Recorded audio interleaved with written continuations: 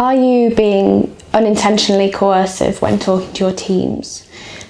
This week we've been reading chapter 4 of Leadership as Language, where we examine coercive versus collaborative language use. And this snippet from pages 105 to 106 explains it well. When leaders attempt to collaborate with their teams to make decisions, they often end up skipping the divergent part, what does everyone think, and jumping straight to the convergent part, here's what I think, does everyone agree?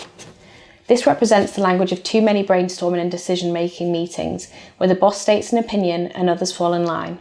Bosses try to be compelling, not curious. They ask leading and self-affirming questions, and they suppress dissent and push for consensus. This is not collaboration. This is all coercion disguised as collaboration. And something we've been talking about this week is how we can remove those unintentional coercive words and sentences and replace them with collaborative ones, which will then invite dissent into conversations and brainstorming sessions in order to get more insightful results. A different type of collaboration this week that I've enjoyed was between Lush and Deliveroo.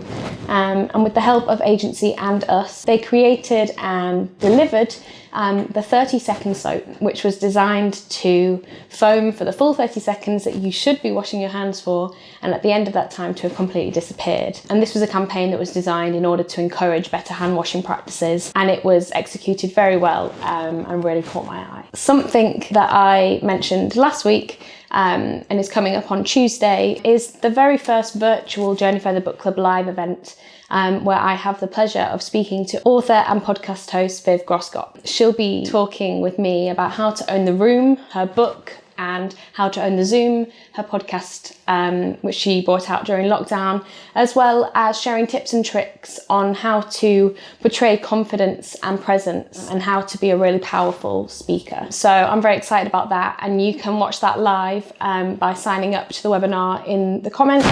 And there'll also be a Q&A section in that where you can type in your questions, and me and Viv will get to those live. So a really great opportunity to hear from Viv, who's incredibly accomplished as a writer, podcast host and presenter. And speaking of Viv and our discussions in collaboration, this week's wider reading is Viv's book, Lift As You Climb. It is the second book in this set, and the first one being How to Own the Room, which are actionable guides full of summaries and exercises to help you not only succeed in your own career, but also to make sure that you don't limit others whilst you're doing that. So it's particularly written for women, ambitious women who want to travel up the career ladder, and the importance of bringing other women and people whose voices aren't usually heard with you. So I really recommend that. We'll no doubt be talking about it in the webinar next week. Until then, have a great weekend. I hope you get out in the sunshine.